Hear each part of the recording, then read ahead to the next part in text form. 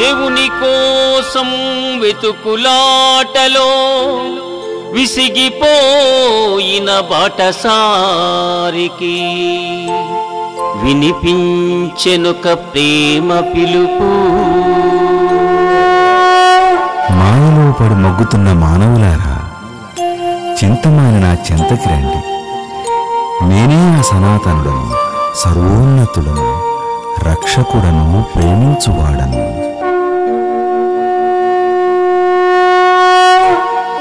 ఇదే పరమాత్ముని ప్రేమ పిలుపు, మెహరుని ప్రేమ పిలుపు.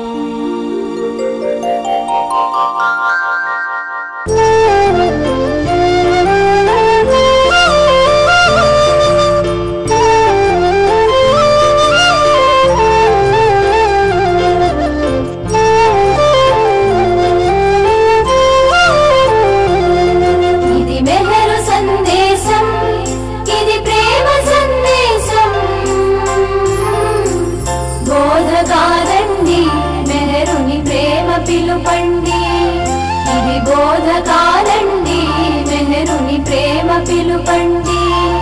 ఇది మెహరు సందేశం, ఇది ప్రేమ సందేశం.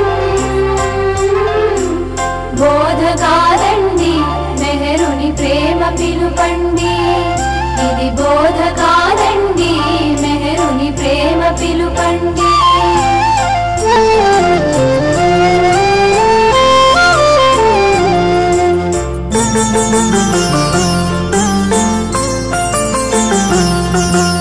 రాముడైనా కృష్ణుడైనా జీసస్ అయినా మహమ్మదైనా, రాముడైనా కృష్ణుడైనా జీసస్ అయినా మహమ్మదైనా, దైవమొక్కడేరా,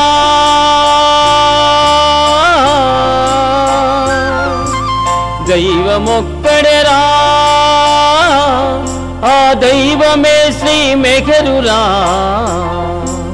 దైవమొక్కడేరా, ఆ దైవమే శ్రీ మెహరురా. ఇది మెహరు సందేశం, ఇది ప్రేమ సందేశం. బోధకాలండి, మెహరుని ప్రేమ పిలుపండి. ఇది బోధకాలండి, మెహరుని ప్రేమ పిలుపండి.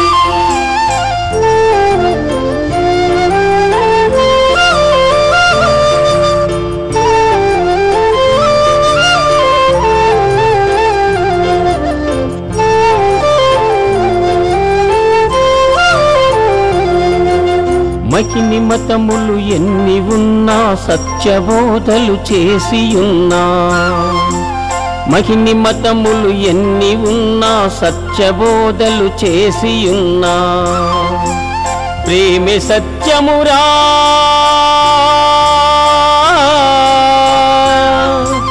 ప్రేమే సత్యమురా,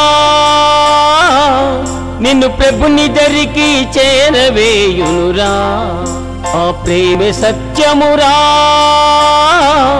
నిన్ను ప్రభుని దరికి చేరవేయునురా. ఇది మెహరు సందేశం, ఇది ప్రేమ సందేశం. బోధకాలండి, మెహరుని ప్రేమ పిలుపండి. ఇది బోధకాలండి, మెహరుని ప్రేమ పిలుపండి.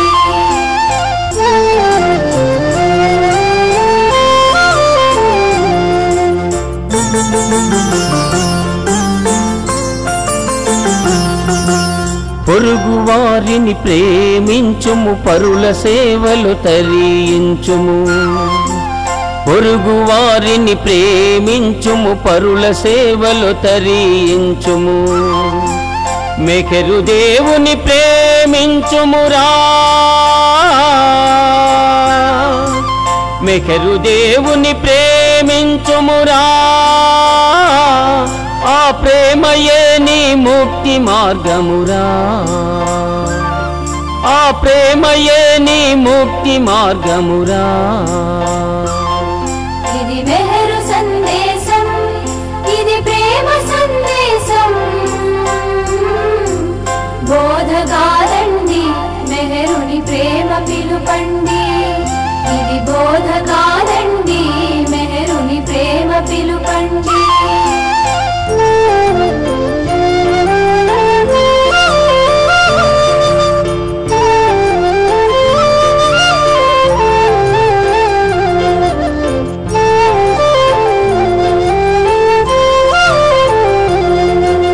కష్టమందున సుఖమునందున కలిమిలేముల కాలమందున, కష్టమందున సుఖమునందున కలిమిలేముల కాలమందున. జార విడువకురా,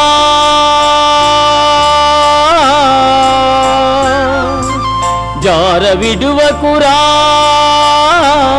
శ్రీ మెహరు కొంగును జార విడువకురా, శ్రీ మెహరు కొంగును జార విడువకురా. ఇది మెహరు సందేశం, ఇది ప్రేమ సందేశం.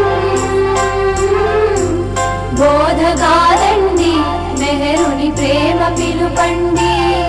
ఇది బోధకాలండి మెహరుని ప్రేమ పిలుపండి.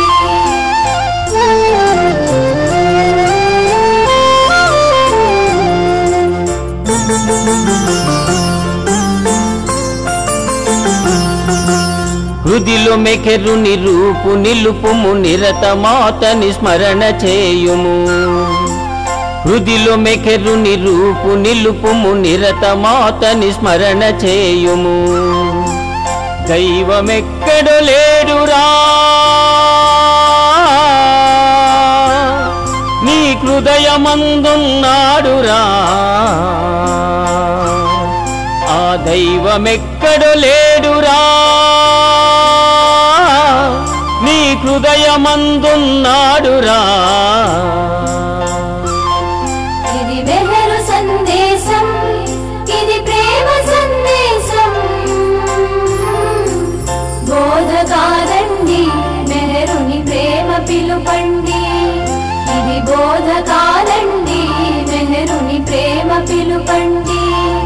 ఇది మెహరు సందేశం, ఇది ప్రేమ సందేశం. బోధకాలండి మెహరుని ప్రేమ పిలుపండి. ఇది బోధకాలండి మెహరుని ప్రేమ పిలుపండి. ఇది బోధకాలండి మెహరుని ప్రేమ పిలుపండి. ఇది బోధకాలండి మెహరుని ప్రేమ పిలుపండి.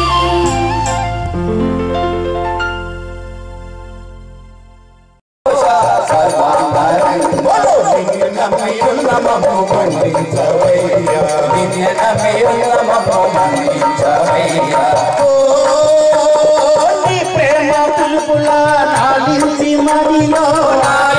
మదిలో ప్రపంచకులందు దేవరచునుండి మనోదయము ఆది ప్రేమాదిలో, మనోదయము ఆది ప్రేమాదిలో. మనగల చేతి కైపతి పుట్టించుమయ్యా, మనగల చేతి కైపతి పుట్టించుమయ్యా. నిన్నమము మన్నించవయ్యా, నిన్నమము మన్నించవయ్యా. శ్రీ మెహర్ బాబా గగన పోష సర్వాంతరంగా, శ్రీ మెహర్ బాబా గగన పోష సర్వాంతరంగా. నీ ప్రేమ పాటలు వల్లించు తరిలో, వల్లించు తరిలో. విషయ సుతులు మమ్ము వేధించుతుండే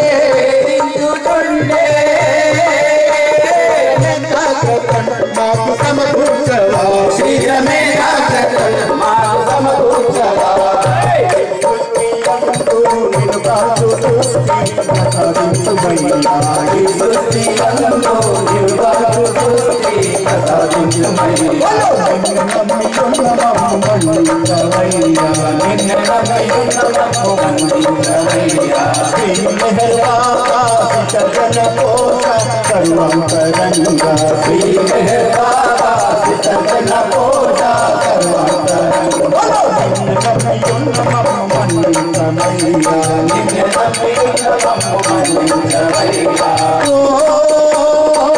ప్రేమ సందేశం ఇంటింట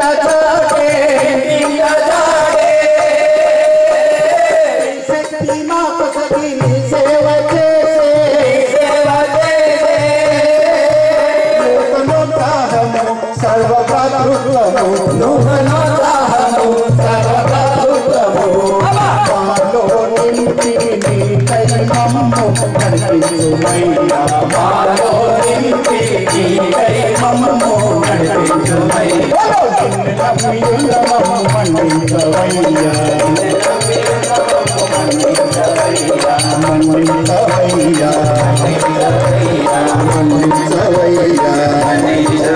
अवतार मेहर बाबा की जय जय बाबा अंदर की धन्यवाद मेहर बाबा मेहर बाबा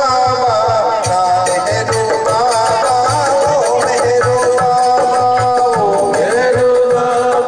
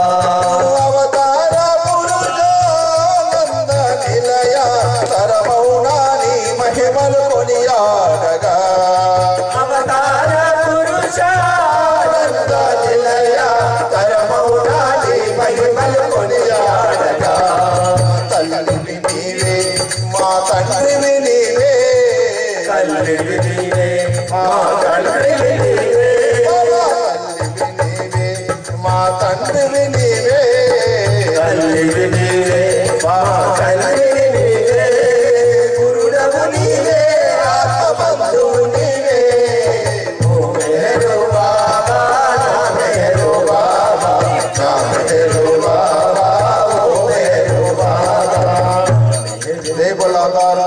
बाबा की जय।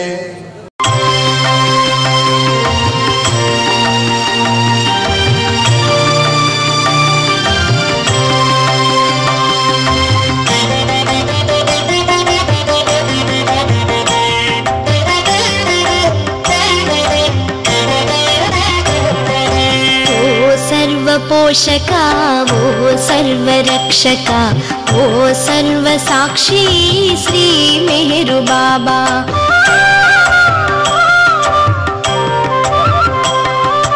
वो सर्वपोषका वो सर्वरक्षका वो सर्वसाक्षी श्री मेहरु बाबा। आदियु अंतमु लेनि अद्वयुडवु नीवु आदियु अंतमु लेनि अद्वयुडवु नीवु नी प्रमाणमेव्वरुनु एरुंगनेररया नी प्रमाणमेव्वरुनु एरुंगनेररया। हरे मिहिर मिहिर मिहिर हरे हरे हरे बाबा मिहिर बाबा हरे हरे हरे मिहिर मिहिर मिहिर हरे हरे हरे बाबा मिहिर बाबा हरे हरे।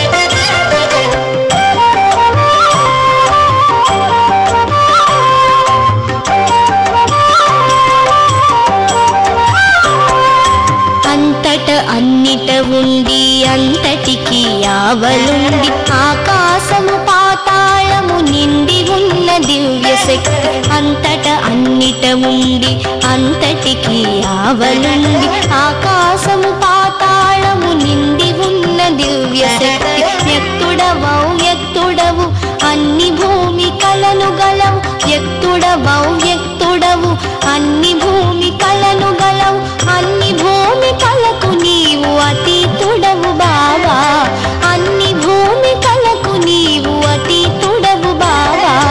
హరే మిహిర్ మిహిర్ మిహిర్ హరే హరే హరే బాబా మిహిర్ బాబా హరే హరే హరే మిహిర్ మిహిర్ మిహిర్ హరే హరే హరే బాబా మిహిర్ బాబా హరే హరే।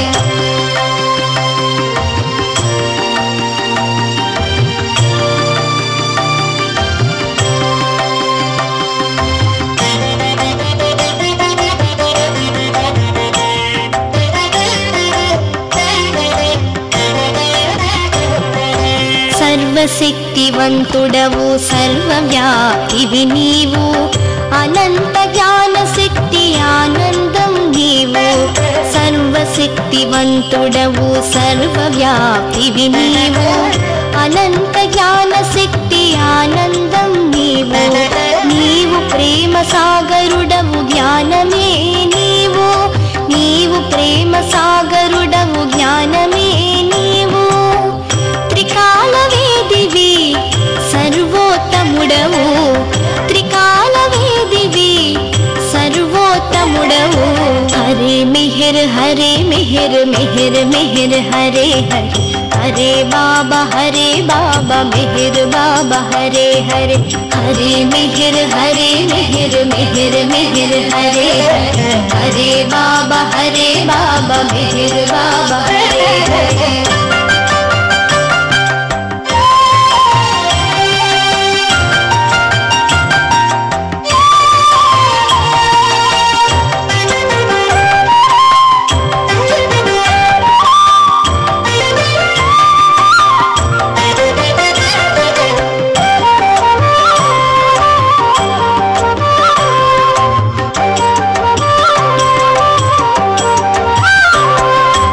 ఆత్మలకెల్ల ఆత్మవు అనంత గుణ విశిష్ఠుడవు పురాణ పురుషుడవు సర్వోత్తముడవు ఆత్మలకెల్ల ఆత్మవు అనంత గుణ విశిష్ఠుడవు పురాణ పురుషుడవు సర్వోత్తముడవు ప్రభుడవు పరమేశ్వరుడవు పరుడవు పరాత్పరుడవు ప్రభు విభుడవు పరమేశ్వరుడవు పరుడవు పరాత్పరుడవు ఈజదు అనబడు ఏకైక పూజుడవు ఈజదు అనబడు ఏకైక పూజుడవు హరే మిహిర్ హరే మిహిర్ మిహిర్ మిహిర్ హరే హరే బాబా మిహిర్ బాబా హరే హరే హరే మిహిర్ మిహిర్ మిహిర్ హరే హరే బాబా మిహిర్ బాబా హరే హరే.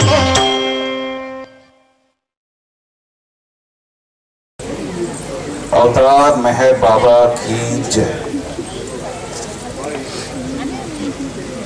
अवतार मेहर बाबा की अवतार मेहर बाबा की ఇవాళ మనందరం ఇక్కడ ఎందుకు సమావేశం అయ్యామండి? బాబా గారి నామస్మరణ చేసుకొని ఆయన గురించి 4 మాటలు మాట్లాడుకుంటానికి. బాబా గారు మనకి చెప్పింది ఏంటంటే 10 మంది చేరి ఎక్కడ నా నామస్మరణ చేస్తున్నారో అక్కడ నేను ఖచ్చితంగా ఉంటాను అని గట్టిగా చెప్పారు. అందరం నమ్ముతున్నాం కదండి? అది నమ్ముతున్నాం. మరి అవతార్ మెహర్ బాబాకి అనగానే 3-4 గొంతులు మాత్రం ఎందుకు చేయంటున్నాయి? అవతార్ మెహర్ బాబాకి అది బాబా ఇప్పుడు అక్కడ ఉన్నారు, మనం ఉన్నాడని నమ్ముతున్నట్టు. ఈనాడు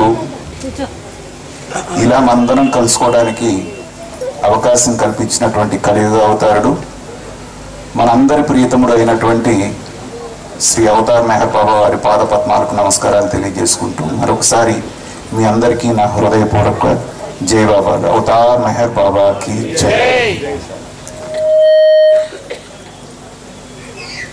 మనందరం మనల్ని మనం ఏమని పిలుచుకుంటామండి? మనందరిని మనం ఏమని పిలుచుకుంటాం? బాబా ఫాలోవర్స్ అందరూ కూడా మనకు ఒక పేరు ఉంది. ఏంటది? మెహర్ బాబా ప్రేమికులం. పర్వాలేదు, మాట్లాడచ్చు. ఇదేంటో నేను చెప్పడం మీరు వింటాం కాదు, ఇది ఒక ఇంటరాక్షన్ సెషన్ లాగా మనం చేసుకుందాం. మెహర్ బాబా ప్రేమికులు అనుకుంటాం మనం. మరి రాముణ్ణి, కృష్ణుణ్ణి, మిగతా వాళ్ళందరినీ పూజించేటువంటి వాళ్ళని వాళ్ళు ఏమని పిలుచుకుంటారు? పర్వాలేదు, గట్టిగా చెప్పొచ్చు, ఇబ్బంది ఏం లేదు. భక్తులు. మనం ప్రేమికులం. సో ఇవాళ నాకు ఇచ్చినటువంటి 20 నిమిషాల టైంలో అసలు ప్రేమికులు అంటే ఏంటి, భక్తులు అంటే ఏంటి, ఈ రెండింటికి ఉన్నటువంటి తేడా మనకి తెలియకుండానే చాలా మంది ఏమనుకుంటున్నాం అంటే బాబా మనకు ఒక టైటిల్ ఇచ్చాడు కాబట్టి ప్రేమికులం అని దాన్ని మెడలో వేసుకొని తిరిగేస్తున్నాం సింపుల్గా. కానీ భక్తికి ప్రేమకి ఉన్నటువంటి సన్నటి రేఖ ఏదైతే ఉందో అది తెలియకుండా ఇటు నుంచి అటు, అటు నుంచి ఇటు మారుతూ ఉన్నాం.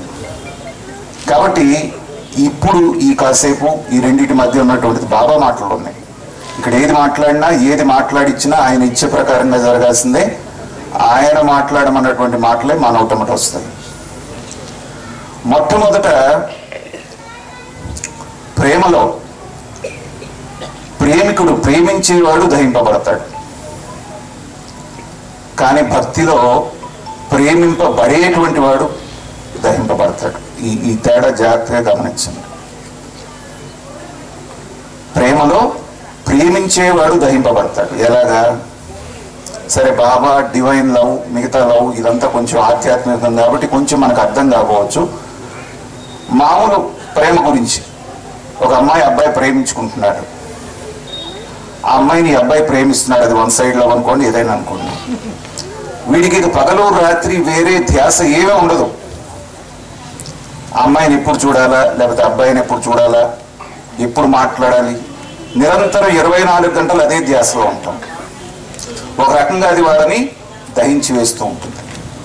మరి ప్రాపంచికమైనటువంటి ఒక అమ్మాయి అబ్బాయి ప్రేమ విషయంలోనే ఇంతగా ఉంటే సాక్షాత్తు అవతార పురుషుణ్ణి మనం ప్రేమిస్తున్నప్పుడు మనం ఎంతగా దహింపబడాలి?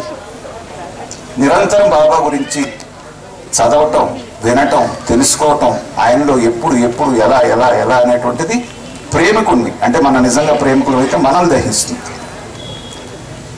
అదే భక్తిలో ఎవరైతే వాళ్ళు పూజిస్తున్నారో ఆయన దహింపబడతాడు అంటాడు బాబా. ఎలాగా? బాబా ఏం చెప్పారు? I have come not to teach but to awaken. ఎందుకంటే గత అవతారాల్లో వచ్చాను, నేను చాలా చెప్పాను మీకు, ఇలా ఉండండి, అలా ఉండండి, ఇలా చేయండి, అలా చేయండి అంటే అవన్నీ పక్కన పెట్టేసి మీరు చేయాలనుకున్న మాత్రమే చేస్తున్నారు, పైగా అది నేను చెప్పాను అంటున్నారు. అది మన గొప్పతనం.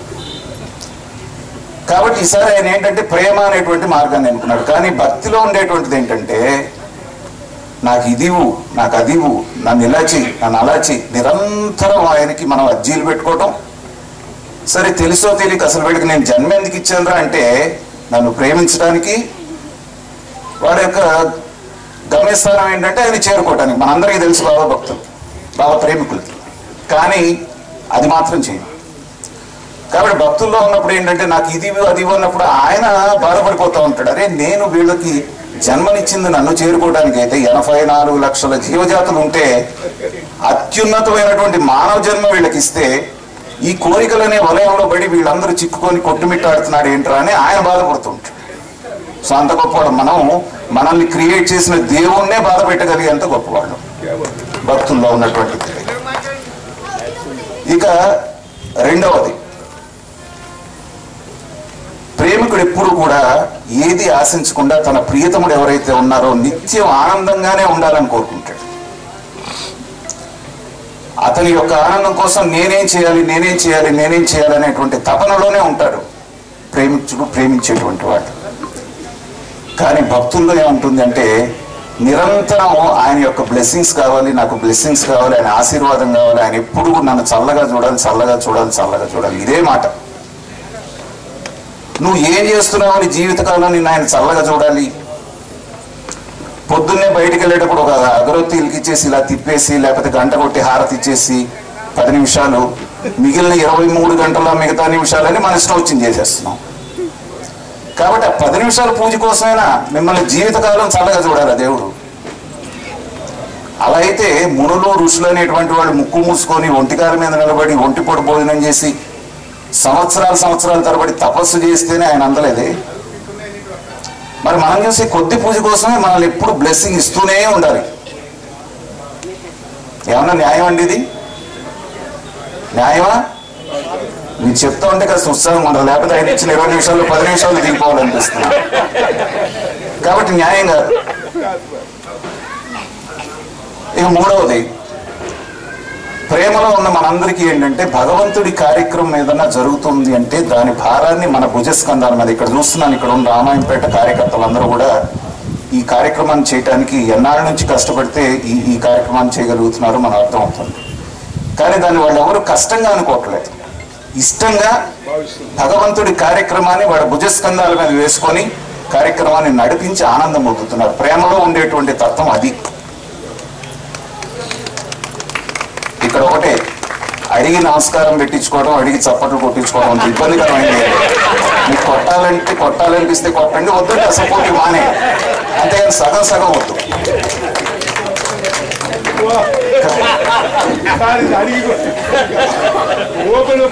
పాపం కొట్టాలా కొట్టకూడదని వాళ్ళు మొహమాటంలో ఉన్నారు అందు గురించి. సో ఆ కార్యక్రమాన్ని భుజస్కంధాల మీద వేసుకొని దాన్ని చక్కగా నిర్వహించిన తర్వాత ఇవాళ వాళ్ళు ఎంత హాయిగా నిద్రపోతారో, నిద్రైనా పోతారు, లేకపోతే ఈ ఆనందంలో నిద్రపోకుండా రాత్రైనా గడుపుతారు వాళ్ళు. అది ప్రేమలో ఉండేటువంటి తత్వం. కానీ భక్తిలో ఏముంటుంది? ఆయన బరువుని షేర్ చేసుకోవడం కాదు కదా, మొత్తం భారం అంతా ఆయన మీద వేసి.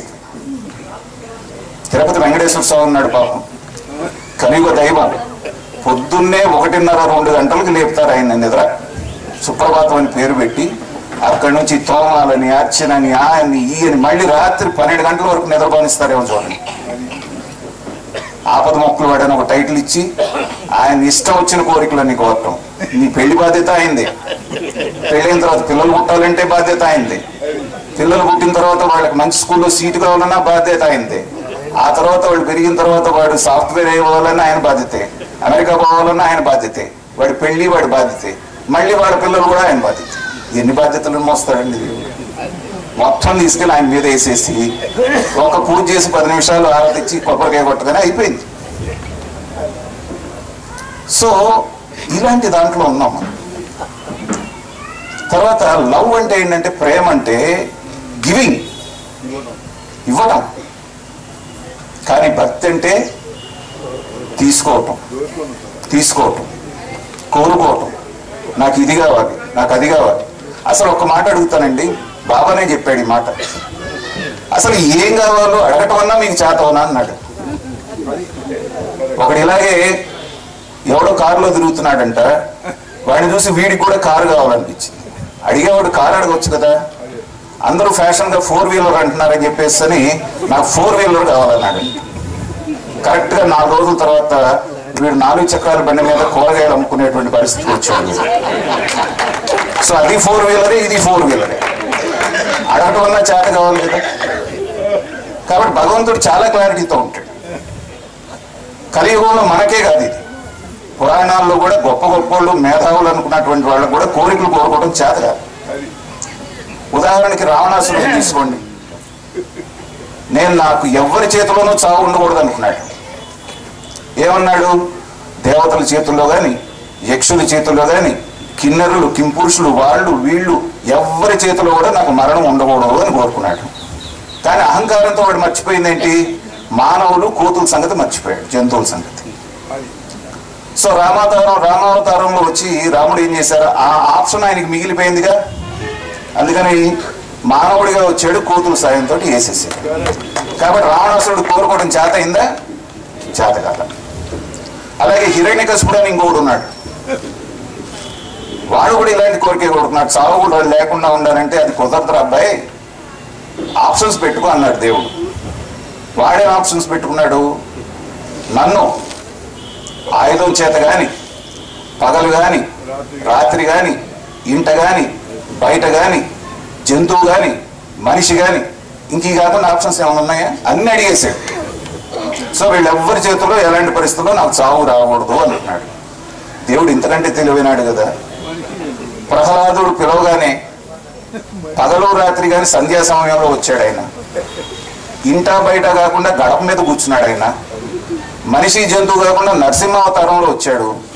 ఆయుధంతో పని లేకుండా గోడతోటి చీల్చి పారేశాడు. ఇప్పుడు హిరణ్యకశిపుడికి కోరుకోవడం తెలిసిందా? తెలీదా? వాళ్ళకే తెలియనప్పుడు మనకేం తెలుస్తుంది? కాబట్టి ఈజీ టెక్నిక్ ఏంటంటే, నాకేం కావాలో నువ్వే చూసుకోవాలి అని ఒక మాట అంటే గోడ లేకుండా పోయేది కదా.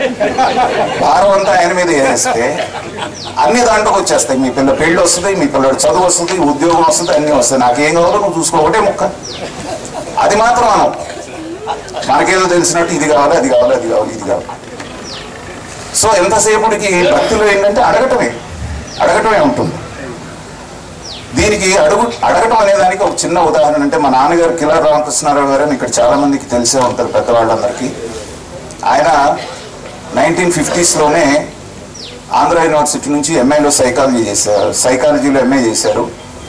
సైకాలజీతో పాటు ఆయనకు 2 సబ్జెక్టులు ఉన్నాయి, ఫిలాసఫీ, లాజిక్. ఈ మూడిట్లో ఒక సబ్జెక్ట్ ఉంటేనే కష్టం. కాబట్టి 3 సబ్జెక్టులు ఉండడంతో ఏంటంటే, మొట్టమొదట ఆయన పెద్ద నాస్తికుడు. ఎందుకంటే ఫిలాసఫీలో భగవద్గీత, ఖురాను, తర్వాత బైబుల్ అన్ని చదివేసిన తర్వాత అసలు దేవుడు లేడని నిర్ధారణకు వచ్చాడు. ఎందుకంటే ప్రతి దాంట్లో ఒక్కో రకంగా ఉంది. తర్వాత బాబా లైన్లోకి వచ్చిన తర్వాత గాడ్ స్పీక్స్ చదివిన తర్వాత ఆ గాడ్ స్పీక్స్ ఇచ్చిన ఆయన అడిగారు, ఈ రాసిన ఆయన క్వాలిఫికేషన్ ఏంటండి అని అడిగితే ఇంటర్మీడియట్ డిస్కంటిన్యూడ్ అని చెప్పాడు ఆయన. మెహర్ బాబా గారు నిజంగానే intermediate discontinued. So intermediate discontinued అయినటువంటి వ్యక్తి సృష్టిలో ఈ గ్రంథాలన్నీ చెప్పినటువంటి సూక్ష్మాలన్నింటినీ చెప్పాడు. కాబట్టి గాడ్ స్పీక్స్ అనే దాంట్లో ఖచ్చితంగా ఇతను దేవుడే అవతార పురుషుడు అయినటువంటి నిర్ధారణ కావచ్చు. అంతకుముందు ఎవరన్నా భక్తులు లేక ప్రేమికులు కానీ సభ పెట్టుకుంటే ఆయన ఎవరు పిలవకుండానే వెళ్ళేవాడు. అడ్డదిడ్డమైన ప్రశ్నలన్నీ వేసి వాళ్ళతో ఎందుకు వచ్చిన గోళ్ళనైనా దేవుడు లేడనిపించి వెళ్ళేవాడు బయట. బాబా ఫోన్లోకి వచ్చినాక ఎవరైనా నాస్తికుల సభలు పెట్టుకుంటే అక్కడికి వెళ్ళేవాడు. వాళ్ళతో వాదించి ఎందుకు వచ్చిన గోళ్ళే దేవుడు ఉన్నాడు అనిపించి బయటకు వచ్చేవాడు. ఇలాంటి సందర్భంలో నాగార్జున అంటే బాబా గారి మహత్వం ఎంత మహత్వం చూడండి. ఇటోడు నటేస్తాడు, అటోడు నీటేస్తాడు. నాగార్జున సాగర్లో మాకు స్కూల్ ఉంది. తర్వాత మా స్కూల్తో పాటు ఇంకో స్కూల్ పక్కన మిషనరీ వాళ్ళది ఉంది, అక్కడ క్రిస్టియన్స్ ఉంటారు. దాంట్లో ఉన్నటువంటి ఒక సిస్టరు ఎప్పుడు మా ఇంటికి వచ్చేది, బాగా చక్కగా మా ఫ్యామిలీతో కలిసి బాగా క్లోజ్గా ఉండేది. ఓ రోజు రాగానే ఏమన్నారంటే, వాళ్ళకి డైరీ ఫామ్ కూడా ఉండేది, బర్రెలు ఉండేవి చాలా. సార్ మా బర్రెలు తప్పిపోయినాయండి, మేము యేసుక్రీస్తు ప్రార్థన చేసాం, మరుసటి రోజు బర్రెలు వచ్చేసినాయండి అని. కోరటం అంటే ఎలా ఉంటుందో చూడండి. సో మా నాన్నగారు ఉండలేక ఏదో విరి ఊరుకోవచ్చు కదా ఆయన, ఏమమ్మా మీ యేసుక్రీస్తుకి బర్రెల్ని గొర్రెల్ని తోలుకొని రావటం పోతే పోయిన వాటిని తీసుకురావడం పోతే ఇంకేం పని పాట లేదా. ఆవిడ ఎంత క్లోజ్ గా ఉన్న ఫ్యామిలీకి మతం విషయం దగ్గరికి వచ్చేటప్పుడు కూడా, దేవుడి విషయం దగ్గరికి వచ్చేటప్పుడు అఫెండ్ అవుతారు కదా అన్నారు. ఈ విషయం నాన్నగారు మర్చిపోయారు, ఆవిడ మర్చిపోలే. వీళ్ళ ఫాదర్ అని ఒక ఆయన ఉంటాడు పైన, ఆయన దగ్గరికి వెళ్ళి ఫలానా రామకృష్ణారావు గారు ఇలా మన దేవుడిని అన్నాడు, మీరు వచ్చి ఆయన సంగతి తేల్చాల్సిందంటే ఆయన వచ్చి ఏదో మామూలుగా ఆ మాట ఈ మాట మాట్లాడి, సరే ఏంటండి నిన్న ఇలా అన్నారంట మా సిస్టర్ దగ్గర. మళ్ళీ అది అవునయ్యా నిజమే, మీ బర్రెలు పోయినాయి అన్నావు, ప్రార్థన చేశారు అన్నారు, వచ్చినాయి అన్నారు, వస్తే ఎవరి దూరకు వచ్చినట్టు, మీ యేసుక్రీస్తే కదా అంటే, యేసుక్రీస్తుకి తప్పితే పని లేదా అన్న. మళ్ళీ ఆయనకి కోపం వచ్చింది. ఏమండి మా బైబుల్లో అడుగుడి ఇవ్వడును అని ఉందండి, కాబట్టి మేము అడిగాము, ఆయన బర్రెల్ని వెనక్కి దొరికొచ్చాడు. ఇంతకంటే దారుణమైన అజ్ఞానం ఇంకేమైనా ఉందండి? ఆయనకి తెలియదు ఈయన బైబుల్ చదువుకొని ఉన్నాడు నాన్నగారు. ఏం అడగమన్నాడయ్యా మీ జీసస్, ఏమి ఇస్తానన్నాడు? సతతం నిన్ను ప్రేమించేటువంటి గుణాన్ని ఇవ్వు అని అడుగు, అది నేను ఇస్తానని యేసుక్రీస్తు చెప్పాడు. మీ కన్వీనియన్స్ కోసం మీరేం చేస్తున్నారు, ముందు వెనక తోకలు కట్ చేసి మీకు ఎంతవరకు కావాలో అంతవరకు అడుగుతున్నారు. నా గొర్రెని తీసుకురా, నా బర్రెని తీసుకురా, లేకపోతే పడిపోయిన వాడిని లేపు, కాలు కుంటుకున్న వాడిని లేపు. ఇది ఏ మతాన్ని విమర్శిస్తుంది కాదు, నేను నిజం మాట్లాడుతున్నాను. మూఢ భక్తిలోకి వెళ్ళిపోతే ఏంటంటే అసలు విషయం పక్కదారి పట్టిపోయి ఇలాంటి కొసర్లు పైకి వస్తాయి. కాబట్టి ఇలాంటి అజ్ఞానాన్ని నుంచి బయట వేయటానికే బాబా మనల్ని భక్తులాగా కాకుండా ప్రేమికులుగా ఉండమని చెప్పాడు. కాబట్టి ఎంతో అదృష్టం ఉంటే కానీ బాబా ఫోన్లోకి రాలేము, ఎంతో అదృష్టం ఉంటే కానీ ఆ ప్రేమ గురించి తెలుసుకోలేము. అలా తెలుసుకొని కూడా మళ్ళీ మనం భక్తుల్లాగే బిహేవ్ చేస్తే మనకంటే ఆ పదం నేను వాడకూడదు. తర్వాత ఇంకోటి ఏంటంటే, ప్రేమ అనేటువంటిది అది ప్రదర్శన కోరుకోదు. ఇప్పుడు ప్రేమ అనేటువంటిది ప్రేమించేవాడికి ప్రేమించబడేటువంటి వాడికి సంబంధించినటువంటి వ్యవహారం మాత్రమే. ఇది 10 మందికి తెలియాలి, ఆ భలే ప్రేమించుకుంటున్నారని పొగడాలి, ఇది ఎక్కడ ఉండదు. నేను ప్రేమిస్తున్నానని ఆయనకి తెలిస్తే చాలు, ఆయన ప్రేమిస్తున్నాడని నాకు తెలిస్తే చాలు, మా ఇద్దరికి సంబంధించిన వ్యవహారం. కానీ భక్తిలో అలా ఉండదు. నేను ఆయన పూజిస్తున్నానని ఆయనకి తెలియాలి, దాంతోపాటు వీధిలో ఉన్నవాళ్ళు, వీలైతే ఊళ్ళో ఉన్న వాళ్ళందరికీ తెలియాలి. అంతే కదండి. భజనలని పెడతారు. నేను కొన్నాడు విజయవాడలో ఉన్నాను, సాయిబాబా గారు భజన పెట్టారు పక్కన. యమకొట్టుడు, అది మామూలు కాదు, డీజే సౌండ్ పెట్టి కొడతా ఉంటే పోలీస్ కంప్లైంట్ ఇస్తే కానీ ఆగలేదు. సాయిబాబా గారి జీవితాన్ని చూసి ఏం నేర్చుకున్నారండి వీళ్ళు? సింప్లిసిటీ. ఆయన ఒంటి మీద ఉన్నటువంటి దాన్ని ఏదో అంటారు గౌన్ లాంటిది, చిలిగి పీలికలు అయిపోతే ఎవరన్నా ఇస్తే అది కూడా మార్చేవాడు. కంచికచర్లని విజయవాడ దగ్గరలో ఉన్న ఊళ్ళో ఒక ఆయన, మాకు బాగా కావాల్సిన ఆయన, ఒక సాయిబాబా గుడి కట్టాడు. నన్ను తీసుకెళ్ళి చూపిస్తే విగ్రహం చాలా బాగుంది, చాలా బాగుందండి నన్ను. ఏమంటే సాయిబాబా గారిని ఎత్తి మీద వెండి కిరీటం పెడదామా, బంగారం కిరీటం పెడదామని ఆలోచిస్తున్నాం అండి, ఏదైతే బాగుంటుందని. నేను ఎందుకు, మా నాన్నగారు అంత ర్యాష్ కాదు కాబట్టి నవ్వి ఊరుకున్నా. ఆయన వెంటనే పట్టుకుని ఎందుకు నవ్వారో చెప్పండి అన్నాడు. ఏదో వదిలేవయ్యా అంటే, కాదు చెప్పండి, సాయి మానస్ చరిత్ర చదివారా మీరు అన్నాను. ఓ చాలాసార్లు చదివాను సార్. ఏం నేర్చుకున్నారు దాంట్లో గురించి? ఆయనకి ఎవరన్నా ఏదన్నా పెడితే దాంట్లో 90% అవతలాడికి ఇచ్చి 10% తింటే తినేవాడు, వదిలేసేవాడు. ఏ రకమైన ఆర్భాటం అన్నా ఉందా షిరిడి సాయిబాబా గారి దగ్గర? అలాంటి షిరిడి సాయిబాబా గారిని ఫాలో అయ్యే మీకెందుకయ్యా ఈ ఆర్భాటాలు? బంగారం కిరీటం వెండి కిరీటం పెడితే అసలు సృష్టికంతకి కారణమైనటువంటి వాడు ఈ సంపద అంతా వాళ్ళదైతే నువ్వు ఇచ్చే బోడి వెండి కిరీటం బంగారం కిరీటం ఇవి చూసి నేను సంతోషించి నీ కోరికలు తీరుస్తారా? ఇంతకంటే అజ్ఞానం ఇంకేమన్నా ఉందా? ఇలాంటి అజ్ఞానంలో బోధించే వాళ్ళు కూడా ఇలాంటి అజ్ఞానాన్ని బోధిస్తున్నారు. పరమపదమైనటువంటి గొప్పదైనటువంటి సంపద బాబా దగ్గర ఉంటే ఇది కేవలం గుప్పెడు మందికి మాత్రమే తెలుస్తాం. నానా చెత్తంతా మాత్రం 99% మందికి తెలుస్తాం. నా చెత్త వెనకాల పరిగెత్తున్నారు అందరూ. కాబట్టి అలాంటి అజ్ఞానంలో నుంచి బయటికి తీసుకురావడానికే బాబా మనకి ప్రేమ మార్గాన్ని చెప్పారు. సుబ్రహ్మణ్యం గారు చూస్తున్నాను ఒక టైం అయిపోవచ్చింది అని. సో పర్లేదా ఇంకో 5 నిమిషాలు తీసుకోవచ్చు మీ పర్మిషన్ తోటి, ఎందుకంటే నేను టైం అంటే టైం పాటిస్తాను. రైట్. చివరిదైనటువంటిది ఏంటంటే ప్రేమికుడికి ప్రియతముని ప్రేమించడానికి అతని ప్రెజెన్సే అవసరం లేదు.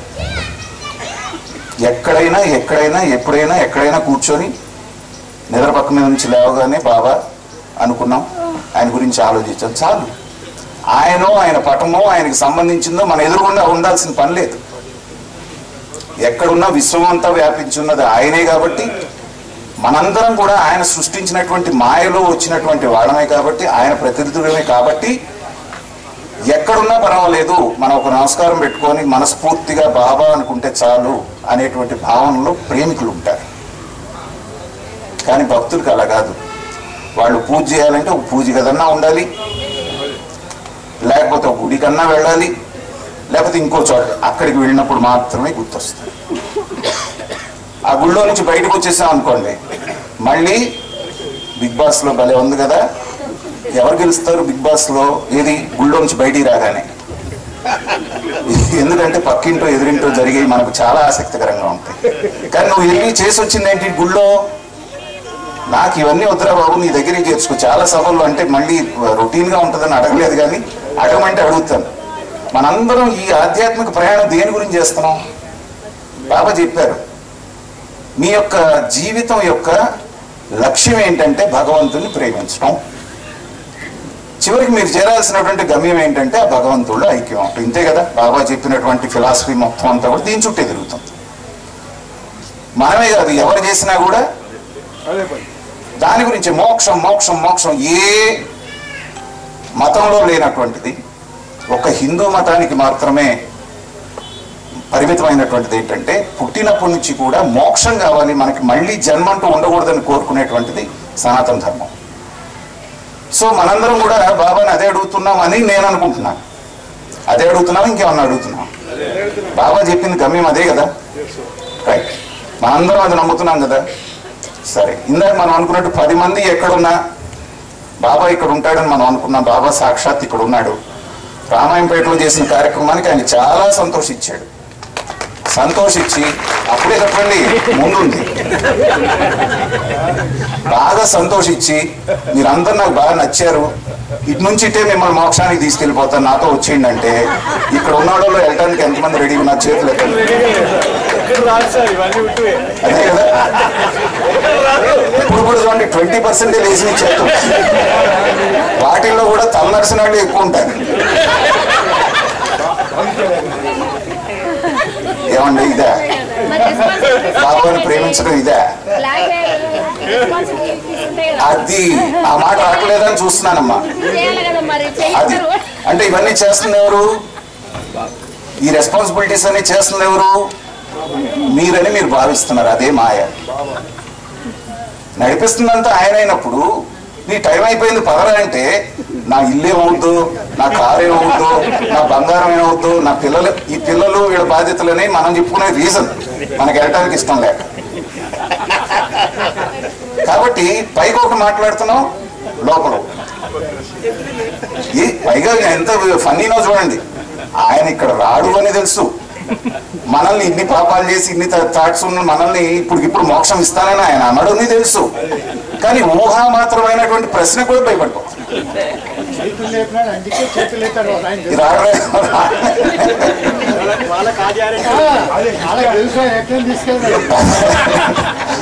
అయినా 80% రాకూడదంటే ఇంకా చూడండి.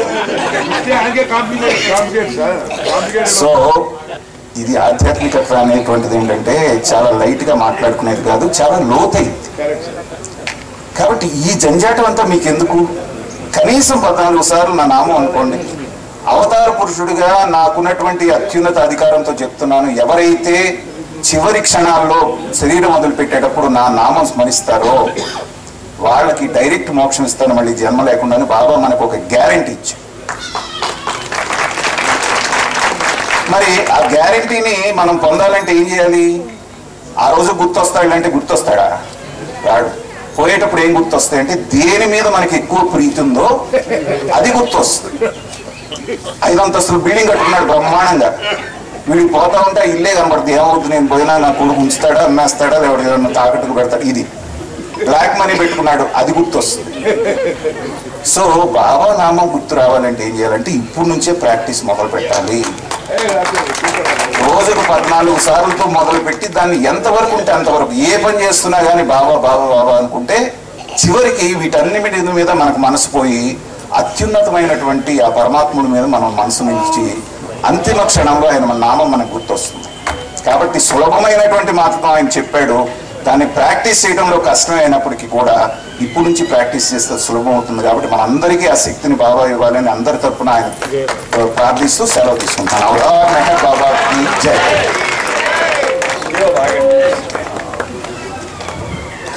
అవతార్ మెహర్ బాబాకి జై. తండ్రికి దగ్గర తనయుడు అని అంటే మా నాగార్జున గారు అనుకోవచ్చు. ఈ కార్యక్రమానికి నేను చాలా హృదయపూర్వకంగా కోరుకున్నది ఏంటంటే మీరు తప్పకుండా రావాలని ఫోన్ చేశాను. నేను సరే అన్నాడు. అంటే ఇంత ఎందుకు అనాల్సి వచ్చిందంటే రామకృష్ణరావు గారు, మన కిషన్ రావు గారు కరీంనగర్లో సహవాస్ చేసినప్పుడు ఆయన గారు వచ్చారు అక్కడికి.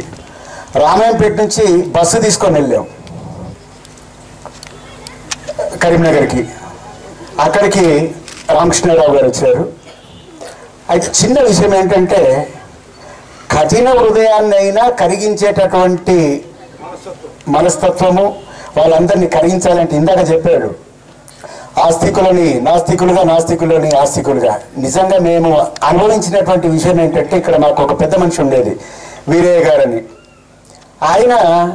ఆయన జీవితంలో అంటే అప్పటికి మేము వెళ్ళినప్పటికీ ఆయన ఇంచుమించు 60 సంవత్సరాలు ఉంటాడేమో వయస్సు. అందరం ఆయన మాట అంతా వినేవాళ్ళం. కానీ ఆయన కళ్ళల్లో నుంచి నీళ్ళు వచ్చే సందర్భాలు ఎప్పుడూ లేవు ఆయన జీవితంలో. చిన్న ఉదాహరణ చెప్తున్నా నేను. సరే మరి మీరు కూడా రండి అంటే అప్పుడంత పెద్ద మనుషులు ఉండేవాళ్ళు. ఆ వీరన్న కూడా కరీంనగర్ రావడము, నాన్నగారి స్పీచ్ విన్న తర్వాత ఎందుకో ఏమో ఆయన ఆటోమేటిక్గా ఏడ్చేస్తున్నాడు. నేను ఇంత బస్సులో ఉన్న వాళ్ళం అందరం కూడా ఏంటి గౌరవ మన ఈయన కొత్త వీరయ్య ఏడవడం ఏంటి, అసలు ఏంటి ఏమైంది అని అంటే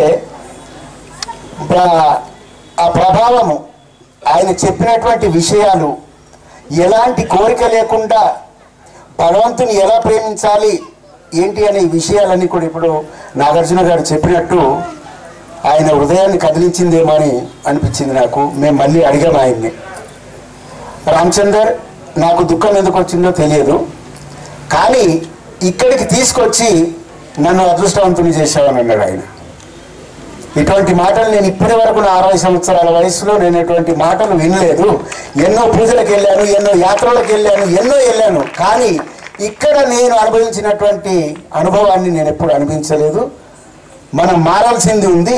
మన వల్ల ఎవరికైనా కీడు జరుగుతుందా ఏంటి అని అంటే మనకు మనం ప్రశ్న వేసుకుంటే జవాబు దొరికేలాగూ సార్ చెప్పాడు. నాకు చాలా ఆనందం వేసిందని అప్పటి నుంచి ఇక్కడ బాబా సెంటర్కు ప్రతి విషయంలో కూడా ఆయన హెల్ప్ అదంతా ఉండింది. అంటే ఇవన్నీ వింటున్నాం. ఇందాక చెప్పాడు మనకు ఒక సామెత కూడా ఉంది, పురాణం దగ్గర పుట్టెడు బుద్ధులు, ఇంటికి వచ్చిన తర్వాత ఇంకేమో బుద్ధులు అని. మనం ఇప్పటి వరకు ఉన్నాం, మరి ప్రవర్తన ఆచరణ ఉంటుందా అదొకటి మనం గమనించుకోవాలి. ఆచరణ గనక మనము ఎప్పుడైతే మన యొక్క మాట ప్రాముఖ్యత ఎప్పుడైతే ఇస్తామో తప్పకుండా ఆయన దృష్టిలో ఉంటామని ఆశపడుతున్నాను నేను. అవతార్ మెహర్ బాబా కీ జై. అవతార్ మెహర్ బాబా కీ జై. ఇప్పుడు మన కిలారి నాగార్జున గారు ఇక్కడ ఉన్నారు కదా, మేమంతా రామనగరంలో వాళ్ళ నాన్నగారు కిలారి రామకృష్ణారావు గారి దగ్గర ఉండి బాబా విషయాలు ఎన్నో తెలుసుకుని మేమంతా చిన్న చిన్న పిల్లలంగా ఉన్నాము. నాగార్జున గారిని చూడగానే నాకు మళ్ళీ ఆ స్మృతులు గుర్తుకొచ్చాయి. ఈరోజు భగవంతుని యొక్క దైవీ వ్యాపారం గురించి అలాగే తాంత్రిక శక్తుల గురించి కొంచెం మీతో పంచుకోవాలని అనుకున్నాను. కానీ సమయాభావం వల్ల నాగార్జున గారికి ఆ టైం ఇస్తే బాగుండాలి నేను అనుకున్నాను. చెప్పాను నాకు స్పీచ్ వద్దండి అని. అవతార్ మెహర్ బాబాకి జై. అవతార్ మెహర్ బాబాకి జై.